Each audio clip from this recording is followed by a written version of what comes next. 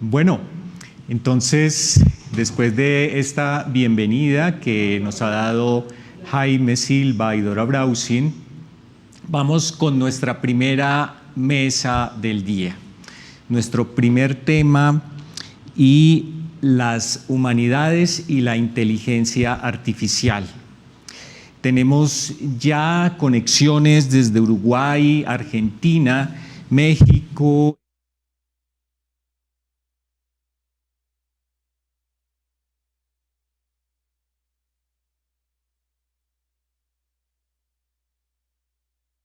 A través de las redes sociales como Facebook. Y para esta primera conversación alrededor de las humanidades y la inteligencia artificial, tenemos dos invitados muy especiales desde Ciudad de México y desde Madrid, en España. Virginia Bazán, de Radio Televisión Española, que nos acompaña en esta mañana, es responsable de los proyectos en el Fondo Documental de Radio Televisión Española, precisamente. Está vinculada desde el 2004 y actualmente trabaja en los proyectos de inteligencia artificial que generan la automatización de los metadatos y que ya nos va a contar Virginia en detalle toda esta tarea que realiza allá. Virginia, muchas gracias por estar en este primer encuentro. Bienvenida.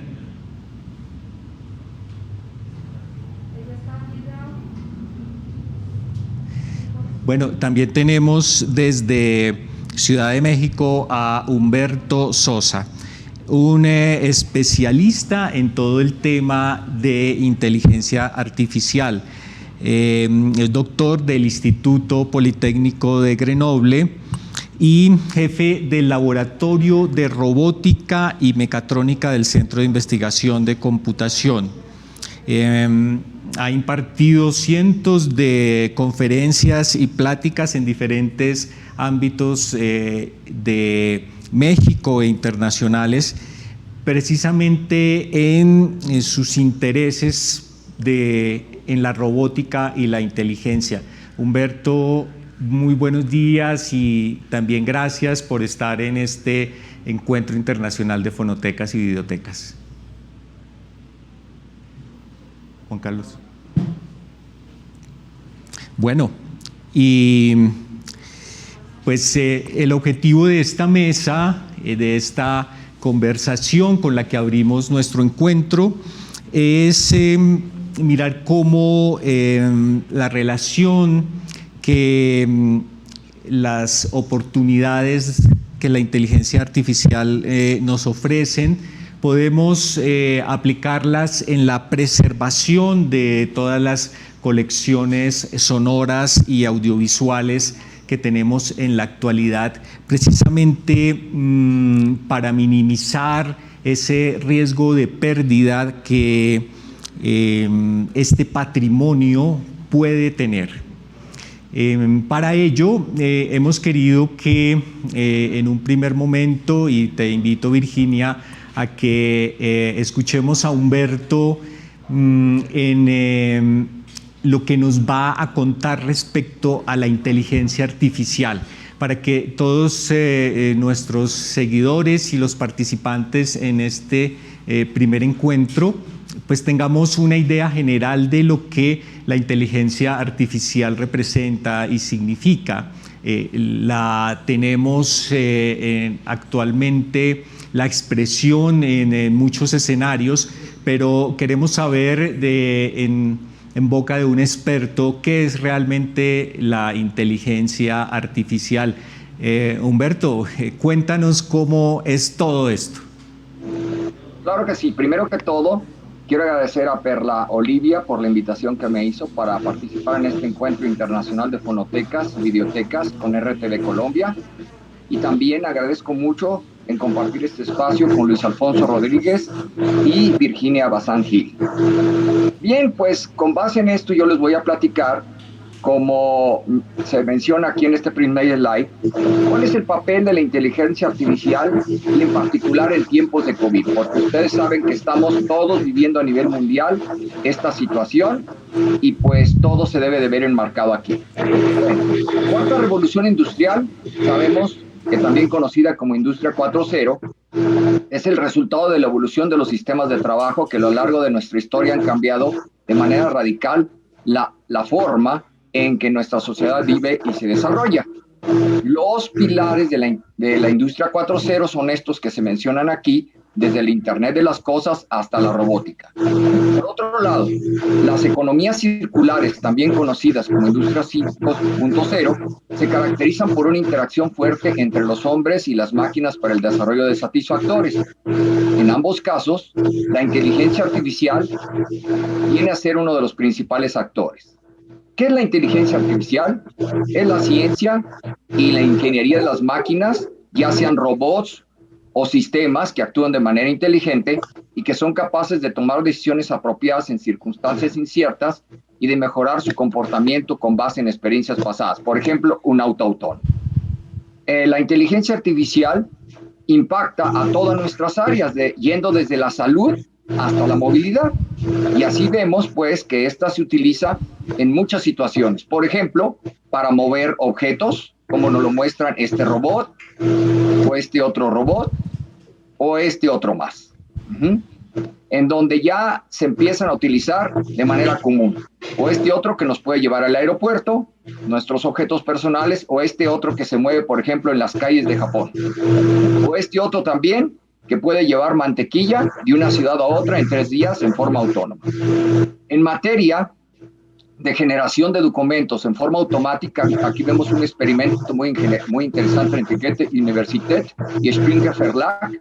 Es uno de los primeros libros publicados en forma completamente automática por una inteligencia artificial. Cómo la inteligencia artificial se usa como aconsejador en deportes, para jugadas y para contratar a los siguientes jugadores. Cómo se puede usar ya como acompañante para hacer labores de jueces, por ejemplo, en las Olimpiadas. Para optimizar, por ejemplo, el movimiento de productos de una ciudad a otra. O para predecir con precisión las erupciones volcánicas. O para descubrir, por ejemplo, nuevos objetos como estos 142 geoglifos en las líneas de Nazca. O para descifrar, por ejemplo, y ayudarles a los historiadores en el desciframiento de rompecabezas, ¿verdad?, antiguos, o para, por ejemplo, ayudar en el descifrado de tablillas antiguas, por ejemplo, estas que se nos muestran aquí. O también, por ejemplo, para la conservación, como ya se nos ha hablado y es el objeto de esta conferencia, conservación en el área de la biología. O, por ejemplo, este sistema, ¿verdad?, que ayuda a optimizar en los complejos procesos de preservación. Ok, ¿qué más? ¿Para qué más sirve la inteligencia artificial? Bueno, para optimizar la búsqueda de nuevos materiales. Es muy útil, por ejemplo, en nuestros días, para resolver problemas complejos como este, de la mecánica celeste, el problema clásico de los 3 cuerpos, o para saber si nuestros estudiantes nos están poniendo atención a la hora que nosotros estamos impartiendo clase. ¿En qué más puede servir? Para desarrollar rápidamente sistemas tutores inteligentes que nos pueden auxiliar en la enseñanza en situaciones de contingencia como la que vivimos. O, por ejemplo, para ayudar a una persona a recuperar su capacidad de caminado, o por ejemplo, poder predecir que con bastante precisión, si una persona padece cáncer en seno, por ejemplo, a través del análisis de una mamografía. O también, por ejemplo, para predecir ataques cardíacos, ¿qué más? Para, a partir de una fotografía tomada con un celular, poder decir o determinar si una persona padece una infección ocular, o incluso, como nos dice este reporte de Purdue University, decir si una persona o determinar si una persona tiene anemia o no. ¿Qué se está haciendo con inteligencia artificial respecto al SARS-CoV-2 y COVID-19? Muchas cosas, miren. Por ejemplo, diseño de algoritmos que permiten detectar los brotes de coronavirus, sistemas que nos permiten detectar con alta precisión si una persona tiene o padece COVID, o análisis de imágenes radiográficas para auxiliar en la misma operación. ¿Para qué? Modelos computacionales que nos ayudan a predecir cómo la enfermedad se esparce de una ciudad a otra, o cómo se pueden utilizar estos dispositivos, relojes inteligentes para darle seguimiento a la enfermedad, o incluso podemos utilizar la red instalada de teléfonos celulares para poder determinar si estamos cerca o no de la enfermedad. O, por ejemplo, al grabar nuestro estornudo, si somos, por ejemplo, asintomáticos, una inteligencia artificial diseñada en MIT nos puede decir si somos susceptibles a haber estado en contagio o no. O también, como nos dice IEEE Spectrum, una inteligencia artificial reconoce a través del sonido del estornudo si eventualmente tenemos COVID-19 o no. ¿Qué se hace ahora en robótica? En robótica se hacen muchas cosas. Vean, por ejemplo, robots que nos ayudan a mover objetos de un lado al otro, por ejemplo, de un supermercado a nuestro hogar. ¿De dónde? O, por ejemplo, de una farmacia a nuestro hogar. ¿Cuál es el objetivo? Evitar el contacto y reducir el contagio en las personas. O, por ejemplo, para mover objetos a lugares lejanos como son pruebas o medicamentos, a lugares lejanos como el que se encuentran, por ejemplo, en Ghana. O vean este proyecto de Asimov Robotics, de un robot con forma humanoide que permite distribuir mascarillas sanitizantes, mascarillas protectoras y materiales sanitizantes. O estos otros robots que permiten actuar en supermercados o incluso en hospitales utilizando arreglos de tubos ultravioleta para poder desinfectar los espacios como corredores, como sanitarios, como baños, como habitaciones vacías. Aquí tenemos uno que es muy semejante al anterior y que es teleoperado y que ya se utiliza de manera común, por ejemplo, en Europa. Aquí vemos cómo la inteligencia artificial puede utilizarse para diseñar nuevos químicos, por ejemplo, nuevas drogas que potencien el desarrollo ¿de qué? Pues de nuevas vacunas. Vemos entonces que se están haciendo grandes esfuerzos para diseñar los nuevos fármacos y las nuevas vacunas que van a atacar enfermedades tan peligrosas como el COVID-19. Finalmente, ¿qué estamos haciendo? Por ejemplo, nosotros en nuestro país, en particular en nuestro Instituto Politécnico Nacional, en el Centro de Investigación en Computación y en colaboración con otras instituciones hermanas. Pues estamos diseñando bajo pedido robots para la desinfección de espacios. Teleoperados estos robots y con arreglos de luz ultravioleta, podemos entonces operarlos para desinfectar esos espacios. Estamos también trabajando en el diseño de un robot que va a tomar muestras de sangre y que va a permitir reconocer las venas en lugar de que lo haga una persona y evitando el riesgo de contagio. El robot va a poder insertar la aguja aquí en la vena, reconocerla, tomar la muestra, insertarla en el tubo de ensayo y pasarla al laboratorio correspondiente. También un robot como este, que en lugar de que un hisopo sea insertado en garganta o nariz, el mismo robot insertará el hisopo para tomar la muestra correspondiente. Finalmente, vean, estamos trabajando también en sistemas de monitoreo en exteriores para medir temperatura, para medir sana distancia y para medir si una persona está portando su cubrebocas. Este es otro diseño que estamos haciendo para el gobierno. También para el gobierno estamos haciendo un sistema de monitoreo para el estado general de salud de personas en sus hogares. Estos son pacientes prehospitalarios con sospecha de infección de SARS-CoV-2. Cada 4 horas estarán monitoreando sus signos vitales, estos que se muestran aquí a la izquierda, y se emitirán las alarmas correspondientes cuando los valores se salgan de rango. Aquí estaría la configuración final del sistema, la cual enviará la información a la nube y ahí será procesada para tomar las acciones correspondientes. Otro proyecto financiado por el Ministerio, por Secretaría de Relaciones Exteriores es este. Se trata de un sistema de monitoreo general de salud en personas que nos va a permitir monitorear de manera continua el estado de salud de personas contagiadas en sus camas, mantener una comunicación continua entre la persona, su familiar o sus familiares, el médico y la enfermera tratante, y emitir las alarmas correspondientes y reportes correspondientes a pantallas y a teléfonos celulares. Muchísimas gracias por tu atención. Esto solamente es un panorama de lo que se está y de lo que estamos haciendo en inteligencia artificial a nivel mundial. Yo soy Humberto Sosa y estoy a sus órdenes. Gracias, Humberto. Vemos que los escenarios de aplicación de la inteligencia artificial son múltiples. Y pues en el caso particular del trabajo que tú estás haciendo, está enfocado pues a esta emergencia sanitaria que ha afectado a todo el mundo particularmente. Virginia, quisiéramos entonces ahora alrededor de esta introducción que nos ha hecho Humberto en el tema de la inteligencia artificial, primero saber cuál es tu papel allí en Radio Televisión Española y cuál es tu interacción con esta inteligencia artificial. Y bueno, ya después nos contarás el tema de la aplicación, pero ¿qué es lo que particularmente haces tú? ¿Cuál es tu tarea allí en Radio Televisión Española?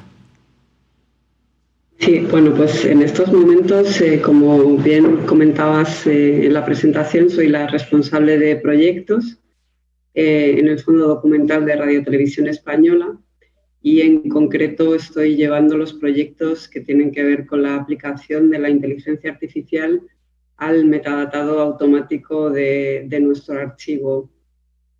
Soy, digamos, un puente entre las áreas de innovación, ingeniería y sistemas y el archivo de Radio Televisión Española.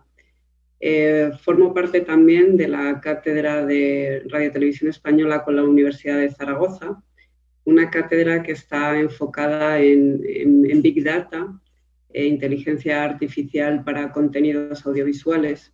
Esta cátedra ha lanzado en los últimos años 2 retos internacionales relacionados con tecnologías del habla aplicadas a los archivos audiovisuales. De hecho, los resultados de este segundo reto se van a conocer en las próximas semanas y, bueno, creo que son un ejemplo muy ilustrativo de lo que en estos momentos la inteligencia artificial puede hacer en el contexto de lo audiovisual y de lo sonoro, que es el contexto que nos ocupa en esta conferencia.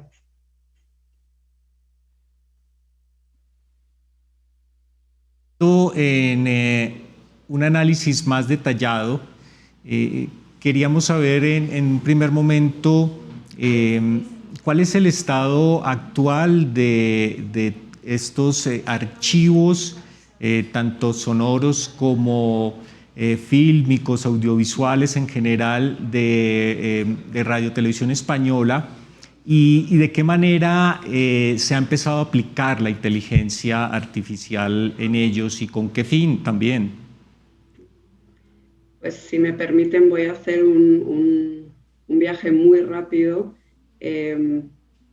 a las 2 últimas décadas de historia de nuestro fondo, de nuestro archivo. Este es un archivo que está dividido en 2, el archivo de Radio Nacional y el archivo de Televisión Española. Por tanto, nuestros fondos sonoros se gestionan por una subdirección del área de radio y nuestros fondos audiovisuales, los que produce Televisión Española y sus múltiples canales, se gestionan en otra subdirección del mismo área, ¿no?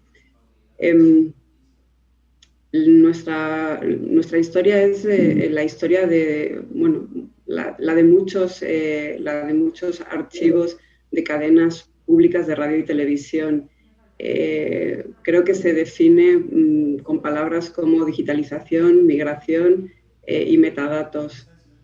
Nosotros hemos estado constantemente en esa carrera tecnológica, pero sí que es cierto que desde 2002 y de manera mucho más continuada hemos estado transformando primero nuestro archivo y después digitalizándolo.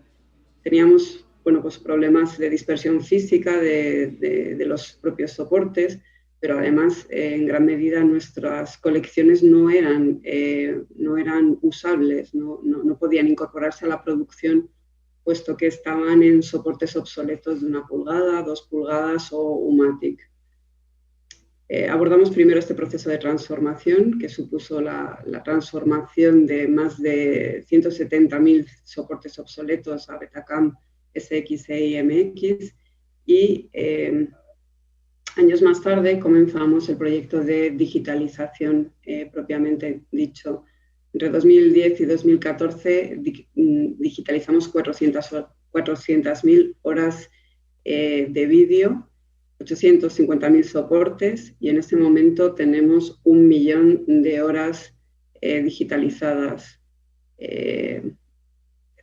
Actualmente más del 75% de lo que se archiva en nuestra librería son ficheros nativos digitales. Para que se hagan una idea, solo el archivo del área de programas acumula 20.000 horas anuales, pero sirve, es decir, sirve a las unidades de producción como emisión, comercialización, subtitulado y antena, 60.000 horas. Esto creo que es interesante conocerlo porque sin un archivo digital la inteligencia artificial es difícilmente imaginable. Virginia, las cifras que nos mencionas son realmente impresionantes. Y supongo que la aplicación de la inteligencia artificial a este acervo tiene unos objetivos primarios, tiene una visión específica de hacia dónde vamos a dirigir los primeros esfuerzos con los avances que la inteligencia artificial, como Humberto nos ha mostrado, nos proporciona en la actualidad. ¿Cuál es ese o esos objetivos primarios que Radio Televisión Española tiene frente a la aplicación de la misma en sus archivos? Pues el objetivo principal es la accesibilidad, hacer el patrimonio, el archivo de Radio Televisión Española accesible. Aterrizando un poco de qué hablamos cuando hablamos de inteligencia artificial en el ámbito de los archivos audiovisuales y sonoros, tenemos que hablar de 3 tecnologías, simplificándolo mucho, que son esenciales. Por una parte, las tecnologías del habla, que son las que nos van a permitir transcribir el audio a texto, identificar hablantes, el procesamiento del lenguaje natural, que nos va a permitir reconocer entidades nombradas, es decir, personas, lugares, organizaciones, que nos va a permitir clasificar automáticamente nuestros contenidos, si esto es una entrevista o es una entrevista política o cultural, o se habla sobre ciencia y tecnología. Y por último, la visión artificial. La visión artificial es la que nos proporciona el análisis de la imagen. Juan Humberto ponía algunos ejemplos que son realmente interesantes, ¿no? Saber si alguien nos escucha con atención mientras estamos hablando es interesante, desde luego, desde muchos puntos de vista. Y en el caso de los archivos audiovisuales, las aplicaciones, la aplicación de la visión artificial tiene que ver con identificar a personajes populares, identificar a hombres y a mujeres en la imagen, identificar objetos, describir escenas. Y bueno, la aplicación de esas tecnologías es absolutamente relevante desde el punto de vista de la accesibilidad.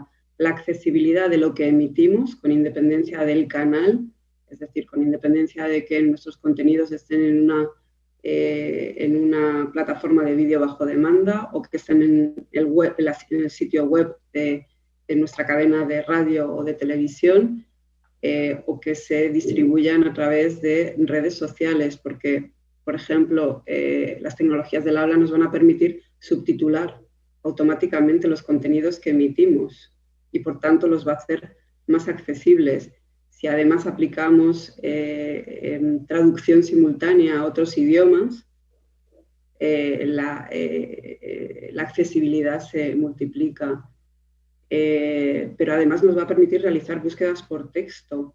Vamos a poder saber quién ha mencionado un determinado tema a una determinada organización, o ha hablado de una persona y en qué términos ha hablado. Por lo tanto, más acceso todavía. Y desde el punto de vista de la imagen, la visión artificial nos va a permitir explotar contenidos, y esto muchos de los colegas que me están escuchando lo reconocerán como propio, muchos rodajes originales de cámara de los que tenemos unos datos identificativos mínimos, tal vez una fecha, y sin embargo, si aplicamos técnicas de visión artificial, podremos tener una descripción de la escena.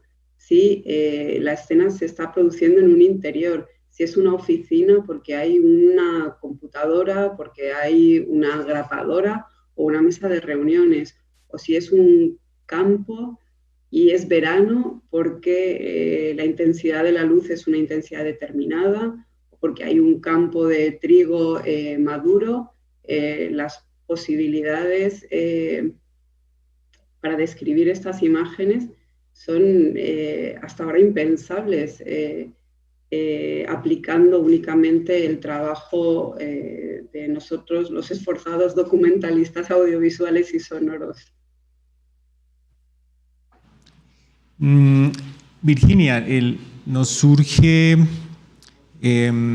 una inquietud, y es en la práctica qué tan eficiente es, por ejemplo, lo que tú nos mencionas de ese acceso a los contenidos, pensando en la traducción, en el caso español, del euskera al gallego y el catalán.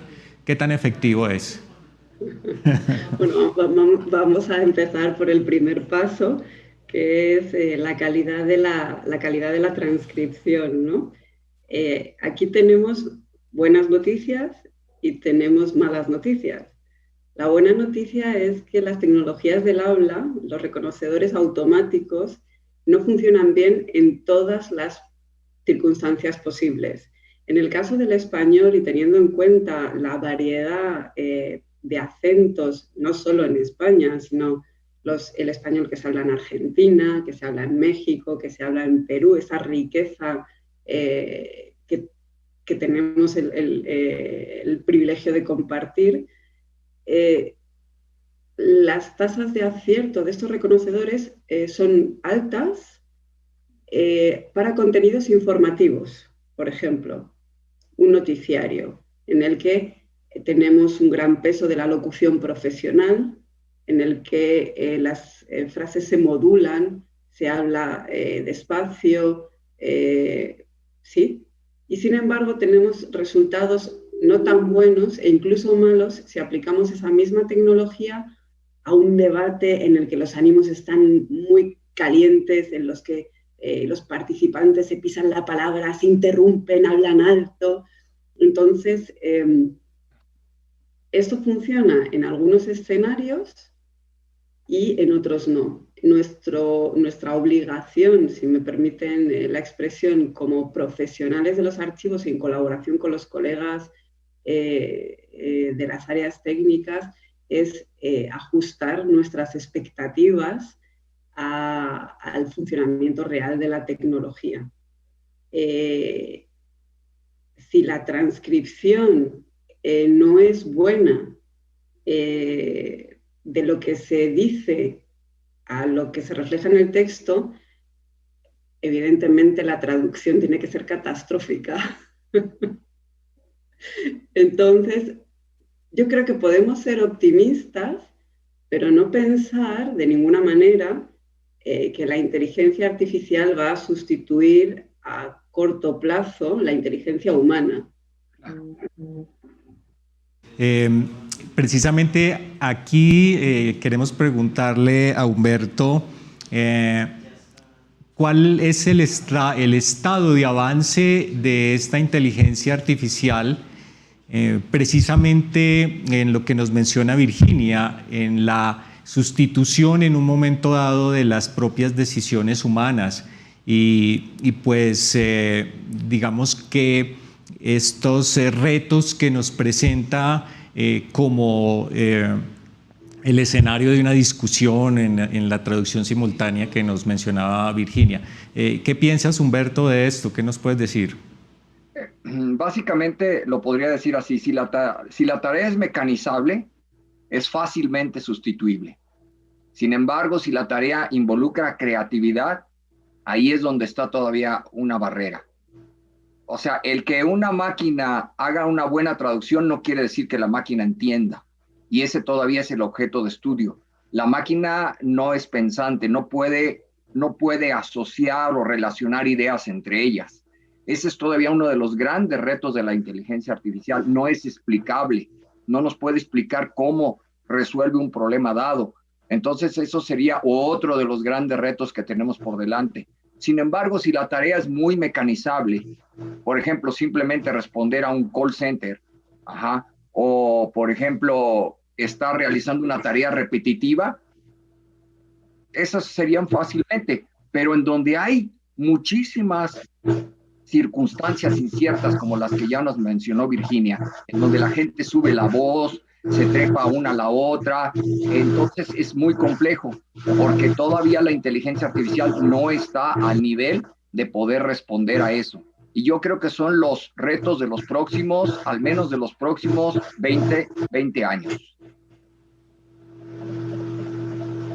Virginia, en este aspecto, ¿tienen también ustedes en Radio Televisión Española identificados unos retos, unos horizontes hacia donde quieren dirigir esta aplicación particular de la inteligencia artificial? ¿Qué prevén hacia el futuro desde Radio Televisión Española al respecto? Pues ahora mismo hemos terminado de preparar una licitación para el metadatado automático de 11.000 horas del archivo de vídeo de Televisión Española. Hemos pensado en incluir contenidos procedentes originalmente de cine, material original, material emitido, con la idea de no solo de hacer accesible un número de horas significativo de contenidos que hasta ahora no estaban digitalizados, pero no estaban suficientemente descritos y por tanto no son reutilizables para la producción, sino con la idea de empezar a imaginar y a probar y a definir incluso cómo serán nuestras herramientas de futuro. Tenemos que ser de nuevo realistas porque la inteligencia artificial aplicada a nuestros contenidos audiovisuales genera una ingente cantidad de metadatos. La transcripción del audio a texto, entidades nombradas, reconocidas, etiquetas, descripciones de la imagen, el volumen de metadatos que generan estas herramientas es tal que debemos hacer un ejercicio de reflexión previo, es decir, de todo esto que me ofrecen las soluciones tecnológicas actuales, ¿cuánto quiero integrar en mi archivo? ¿Cuál es la calidad que espero de esos metadatos? Y cómo integro esos metadatos en mi modelo de datos actual, que es un modelo de datos, en la mayoría de nuestros casos, concebido para un trabajo profesional, para el trabajo de un documentalista que visiona qué describe, qué etiqueta o qué indiza, lo llamemos como lo queramos llamar. Y esto es uno de los grandes retos a los que los archivos de radio y de televisión nos enfrentamos a medio plazo. La inteligencia artificial es magnífica. Nos va a permitir probablemente llegar a un nivel de descripción de nuestro archivo y a una mayor que no habíamos imaginado hasta ahora, y nos va a permitir describir un mayor número de horas. Yo creo que era Jaime al principio de la presentación, ¿no?, que hablaba del gran volumen de contenidos audiovisuales. Pero no es sencillo. No es tan fácil como hacer así y obtener el resultado. Nosotros tenemos que pensar dónde integramos toda esa información y cómo impacta en nuestro trabajo y cómo impacta en nuestros procesos actuales. Por eso, para nosotros este proyecto va a ser algo importante que nos va a permitir imaginar ya y pensar ya en cuál va a ser el futuro de nuestro archivo en, no sé, en una década tal vez, o 20 décadas, 20 años. A partir de lo que nos cuentas, Virginia, nos surge un interrogante y es el factor económico. Quisiera primero preguntarle a Humberto, cuando nos hablan de temas de inteligencia artificial, siempre el costo está muy ligado, y un costo alto, muy ligado a la idea general de inteligencia. ¿Es de verdad tan alta las inversiones que hay que hacer para hablar de una inteligencia artificial aplicada de buena manera? Todo depende de la complejidad del problema. Eso determina, digamos, el costo. Y no solamente el costo, sino el consumo energético. Los computadores actuales consumen muchísimos watts. Entonces, si usted requiere mucha memoria, por ejemplo, requiere no millones, sino billones de terabytes de almacenamiento de información, pues eso aumenta los costos. Entonces, por un lado tenemos eso, por otro lado tenemos el procesamiento de esa información y su representación. Ese es uno de los grandes problemas. Nuestro cerebro humano puede almacenar millones de conceptos sin ningún problema, relacionarlos entre ellos y en menos de medio segundo ir a cualquiera de esos conceptos, como si fuera magia. Eso es todavía un problema que está por resolverse, por ejemplo, en materia de inteligencia artificial. Cómo ir de manera precisa y prácticamente instantánea a un concepto y relacionarlo con otros que se encuentren alrededor. Ese es un problema muy importante que, como ya dije, se llama representación del conocimiento, que en aplicaciones como estas que mencionó Virginia, en donde hay una cantidad de datos tan grande y tan heterogénea, su procesamiento se vuelve extremadamente complicado. Entonces eso hace crecer los costos. Eso nos lleva a que debemos de cambiar de paradigmas de cómputo, ya no utilizar el paradigma clásico secuencial, sino ir a uno completamente paralelo, por ejemplo, en el marco del cómputo cuántico, el cómputo neuromórfico, en fin, esa sería otra manera de atajar el problema. Gracias. Y quisiera finalmente, para concluir este primer espacio de conversación, que respondiéramos a una inquietud que nos hacen desde el Ecuador. Nos dicen cuál repositorio aconsejan ustedes dentro de lo que han visto para los formatos audiovisuales.